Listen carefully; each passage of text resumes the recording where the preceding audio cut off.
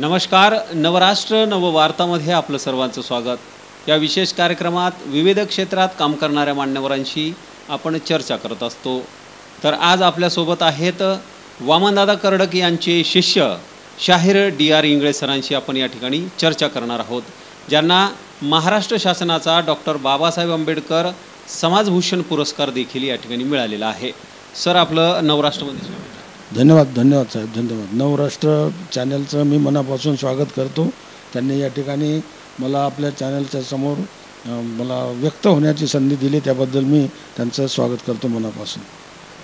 Sir, मला सांगा की आपला जो प्रवास आहे, हा प्रवास इथून कसा आतापर्यंत झाला आणि कुठून त्याची नेमकी सुरुवात झाली आणि आपले प्रेरणास्थान कोण आहेत, काय सांगा? खरं म्हणजे आमच्या बालवयामध्येच आम्ही लहान असताना मांडका हे गाव आहे खामगाव तालुक्यामध्ये, जे विठ्ठलराव मांडकेकर ज्याला वऱ्हाडचा वाघ म्हणतात, त्यांच्या गावामध्ये तो एक कलाप्रेमी माणूस होता. आणि त्या वामनदादा कर्डकांना बोलावून, लक्ष्मण केदारांना बोलावून, श्रावण यशवंतेंना बोलावून त्या ठिकाणी ते कार्यक्रमाचं आयोजन करत होते.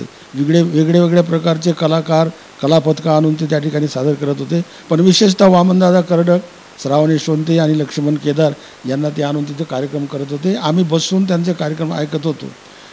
त्यामधून आम्हाला प्रेरणा मिळाली आणि मग विठ्ठलराव मांडकेकरांनीच आमचं बालकला मंडळ स्थापन केलं. त्याच्यामध्ये मी ढोलकी वाजवण्याचं काम करत होतो. म्हणजे पहिल्यांदा ढोलकी म्हणजे आमची एक लोखंडी बकेट, त्या लोखंडी बकेटची खालची निघालेली कळी तिची उलटी करून दिली की ते चाटीसारखं, तबल्याच्या चाटीसारखं टिंग टिंग टिंग टिंग असं वाजत होतं, ती झाली चाटी. आणि मोठी खंजिरी होती, त्या खंजिरीचा डग्गा म्हणून आम्ही त्याचा उपयोग करत होतो. आणि ते वाद्यावर आमचं खेड्यापाड्यामध्ये असं पंचक्रोशीमध्ये आमचे असे भजनाचे कार्यक्रम त्याच्यावर चालत होते. आणि कालांतराने मग तिथं शिकत असताना आम्ही मी नॅशनल हायस्कूल खामगावला शाळेमध्ये गेलो. त्या ठिकाणी मग मी जवळपास समजा 68-69मध्ये मी त्या शाळेमध्ये शिकत असताना नॅशनल हायस्कूल खामगावच्या वामनदादा कर्डकांचा कार्यक्रम खामगावमध्ये होता. आणि त्यांचा मुक्काम होता बाळापूर फैलामध्ये जाधवकडे. मग त्यांना कोणीतरी ती वाजवणार पाहिजे होता, डबल रिधम म्हणून. मग त्यांना आहे आमचा पोरगा गवई मिसाळ सांगत होते की आमच्यासोबत त्यांनी वाजवलेलं आहे, मग त्यांना बोलवा. मग तर त्यावेळेला माझं काही एवढा मी एक्सपर्ट नव्हतो किंवा माझा काही सराव नव्हता असा चांगल्या ह्याच्यामध्ये वाजवा. आमचा कुठेतरी असं भजन मंडळाचा कार्यक्रम चालत होता, छोटे खाणी. कुठं 5वी असली तिथं, कुठे 12दी असली, कुठं लग्न कार्य असलं, कुठं असे खेड्यामध्ये छोटे असे. पण एवढं काही एक्सपर्ट नसल्यामुळे मग वामनदादा म्हणे ठीक आहे. वामनदादांनी पेटी काढली, वाजवायला लावलं. पण ते माझे हात जरा कमी पडत होते. तरी दादा म्हणे नाही म्हणे, अभी बच्चा आहे बोले, अभी कच्चा आहे बोले, बाद में अच्छा हो जाएगा म्हणे. तर तिथून मग खऱ्या अर्थानं मग मी सराव करता मोठ्या लोकांचे कार्यक्रम ऐकता वामनदादाचे कार्यक्रम ऐकता श्रावण यशवंतेचा कार्यक्रम ऐकता लक्ष्मण केदारांच्या सोबतसुद्धा मग मी ढोलकीची साथ दिलेली आहे त्यांना. लक्ष्मण केदार आपल्याला माहीत असतील, शेजारीन सखेबाई. ते शेजारीन सखेबाईचं जे गाणं गाजते ते गाणं लक्ष्मण केदारांचं. त्यांच्यासोबतसुद्धा मी ते मग नंतर काम केलं. नंतर योगानं मला भादुल्याच्या कलापथकामध्ये मग संधी मिळाली. गवई मिसाळांच्या त्या कलापथकामध्ये 71-72च्या दरम्यान मग त्या कार्यक्रमामध्ये. आणि तिथून मग त्यांचा सहवास, वामनदादाचा सहवास, दीर्घ सहवास लाभला. आणि तिथून मग जे प्रगती आमची म्हणजे आम्हाला कड जे काही समजत गेलं या साहित्य क्षेत्रातलं, सांस्कृतिक क्षेत्रातलं, शाहिरी क्षेत्रातलं, लोककलेतलं, तिथून मग आमची थोडी फारशी प्रगती होत गेली. सर, मला एक असा प्रश्न विचारावासा वाटतो की आपल्याला वामनदादा कर्डक यांचा सहवास देखील लाभलेला आहे. आपण त्यांच्यासोबत राहिलेला आहात. आणि काय नेमके त्यावेळेचे अनुभव होते? बुलढाण्यात मला वाटते भादोल्याला ते या ठिकाणी वास्तव्यास होते, त्यावेळेस आपला सहवास आला, काय सांगाल त्याला? मी याच्या आधी सांगितलं की आम्ही जेव्हा भादोल्याच्या कलापथकामध्ये मी सामील झालो आणि ते योगानं सामील झालो. आणि सामील झाल्यानंतर मग आमचं कॉम्बिनेशन जमलं कार्यक्रमाचं की मग ते अशी अवस्था झाली की माझ्याशिवाय मग तो कार्यक्रमच होत नव्हता. म्हणजे हे काय अतिशयोक्ती नाही आहे, पण एवढं आमचं कॉम्बिनेशन जमलं होतं आणि एवढं माझा मग सराव झाला होता ढोलकी वाजवण्याचा का एकदा गळ्यात ढोलकी म्हणजे त्यावेळेला म्हणजे असं वेळेचंही बंधन नव्हतं. रात्री 9 वाजता कार्यक्रम सुरू झाला की सकाळी दिवस निघेपर्यंत कार्यक्रम चालायचे.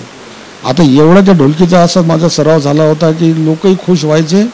आणि मग या वामनदादाचा मग सहवास लाभला. त्याच पिरियडमध्ये वामनदादा सहवास लाभला. मग नांदेडला, नागपूरला, तिकडे नाशिकला अशा वेगळ्या ठिकाणी वामनदादाच्या सोबत मग मी ढोलकी वाजवून त्यांना सहकार्य करत होतो. आमचा सगळा संच त्यांना कोरस करत होता आणि मी ढोलकी वाजवून बुलढाणा जिल्ह्यामध्ये कुठे जिथे कार्यक्रम झाला तिथे मी माझी ढोलकीच त्यांना म्हणजे आवडत होती. माझे ठेके ठाके त्यांना पसंत पडत होते. नंतर मग आधी ते म्हणत होते की बच्चे अभी कच्चे आहे. नंतर मला त्याचा थोडासा सराव झाल्यानंतर मग माझ्याशिवाय त्यांचं पान हालत नव्हतं बुलढाणा जिल्ह्यामध्ये. असाच हा प्रवास सुरू झाला. मग भादोल्यामध्ये वामनदादा मुक्कामी असताना वामनदादा रात्री गाणे लिहायचे. म्हणजे जास्तीत जास्त गाणे लिहिले त्यांनी 70-71च्या दरम्यान त्यांनी तिथं भादोल्यामध्ये गाणे लिहिले. आणि कुठल्या तारखेला कोणतं गाणं लिहिलं त्याची सगळी यादी आहे माझ्याकडे.